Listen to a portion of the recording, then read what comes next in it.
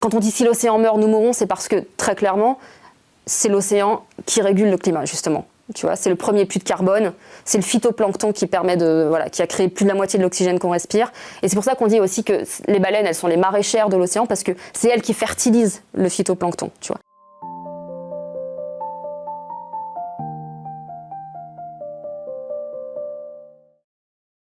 Donc, une chose que les gens ne savent pas trop, c'est que la baleine, quand elle meurt, elle participe à tout un écosystème des grandes profondeurs qui permet la migration et la colonisation des espèces de gros cafards du fond des mers.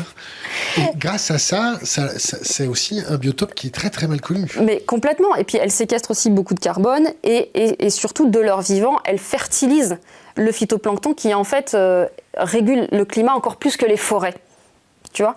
Et donc, sans les baleines et sans les top prédateurs marins, la machine climatique est complètement détraquée. Je parle des déjections des baleines. Je parle des déjections des baleines qui comportent beaucoup d'azote et de fer et qui est indispensable au phytoplancton. Voilà. C'est pour ça que je dis c'est les maraîchères. Les maraîchères de l'océan, c'est les baleines.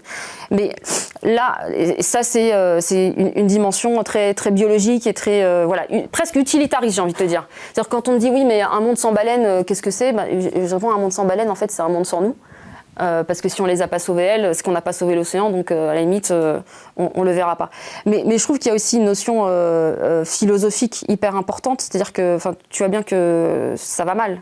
On va mal en tant qu'espèce. On n'est pas bien, on est complètement détraqué, on se met sur la gueule, on est bourré d'antidépresseurs, on est complètement perdu.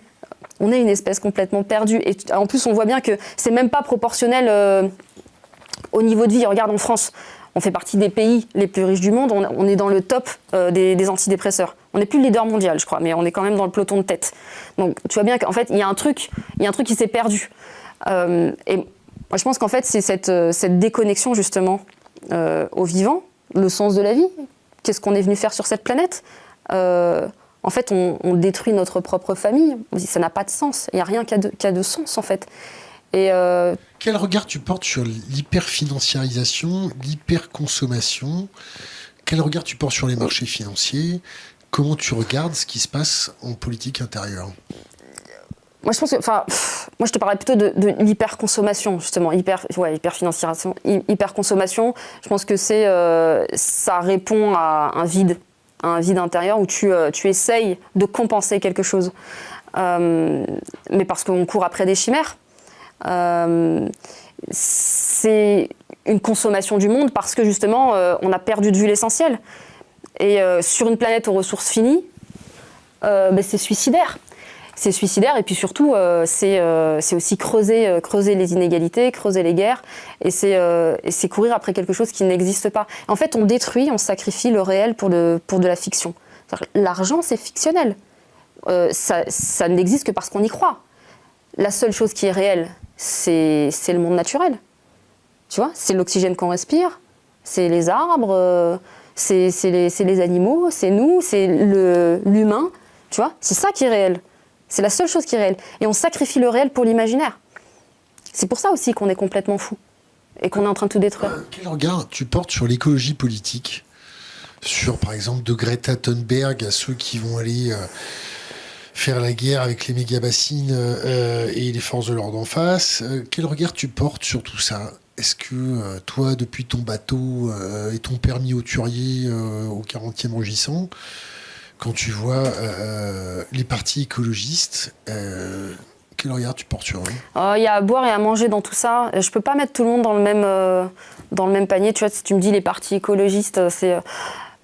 Moi, je ne me retrouve pas particulièrement dans les Verts, par exemple. Parce que tu les connais bien, mais pour l'ensemble de la population, les écolos, ça reste les hippies un peu attardés qui défendent les petits oiseaux. Moi, je te dis, un écologiste, dans le sens réel du terme, c'est quelqu'un qui défend la vie, en fait. C'est pas une étiquette, c'est juste l'essentiel. Si tu dis l'écologie, je m'en fous, c'est comme si tu dis la vie, je m'en fous. En fait, moi, j'ai fait des enfants, mais je m'en fous. S'ils crèvent demain, c'est pas grave. J'ai pas besoin de respirer, j'ai pas besoin de boire. C'est complètement... c'est qu'on n'a pas compris, en fait. L'écologie, c'est pour ça que je trouve que c'est réducteur comme terme. Maintenant, des combats comme les bassines... tout ça, je pense que c'est des combats qui sont hyper importants. Il y a une forme de résistance face à une énorme machine qui broie à la fois les écosystèmes, les espèces, mais aussi les humains. Les méga-bassines. Alors après, tout dépend comment tu fais ça. Bah, tu peux toujours justifier. Ça peut servir aussi de la légine australe dans un restaurant chic aux États-Unis parce qu'il y a des gens qui y travaillent, ça crée des emplois. Tu peux toujours tout justifier à partir du moment où tu as de l'économique. La question c'est, est-ce que tu n'es pas en train de sacrifier l'essentiel pour le superflu? Est-ce que tu n'es pas en train de sacrifier l'intérêt du plus grand nombre pour un intérêt restreint? Est-ce que tu n'es pas en train de sacrifier demain pour quelque chose d'immédiat? Et un bon steak sauce Roquefort, ça se sacrifie ou ça se sacrifie pas? Avec une bête bien élevée, qui a bien mangé, qui a été bien abattue, sans souffrance. Ouais, alors, y a plusieurs niveaux de réponse à ça. Déjà, tu peux pas faire ça pour 8 milliards d'êtres humains. Là, c'est pas assez de Roquefort. Là, c'est compliqué. Il n'y a pas assez de Roquefort et puis il n'y a pas assez de planète, en fait. Tu vois, la première cause de déforestation en Amazonie, c'est l'élevage. C'est le soja qu'on va faire pousser pour nourrir les animaux d'élevage. Moi, ça me fait rire quand il y a des omnivores qui me disent « Non, mais vous vous rendez compte quand même, tous les légumes que vous mangez, les végétariens ?» Non, mais en fait, ils se rendent pas compte que pour faire un kilo de bœuf, tu utilises beaucoup plus de céréales que ne va en manger un végétarien. Donc, d'un point de vue écologique, il n'y a pas photo, mais je trouve que même d'un point de vue éthique, si tu veux, moi, j'ai arrêté de manger des animaux à partir du moment où je me suis sentie hypocrite avec mes valeurs. C'est-à-dire que je sais que je n'ai pas besoin de prendre la vie pour être en bonne santé, pour bien manger. Voilà. T'as aucune carence? J'en ai moins que quand j'étais omnivore. Je sais que moi, cet agneau, ce cochon, ou même ce poulet, je serais incapable de le tuer. Pourquoi? Parce que j'ai trop d'empathie pour lui. Parce que je sais que ma vie ne dépend pas de la sienne. Tu vois? Et donc, je sais que je peux très bien manger du végétal, que ça sera bon, que je ne vais pas me sentir punie, parce qu'il y a du très bon végétal. Il ne faut pas avoir l'impression d'être punie, parce que c'est important de bien manger.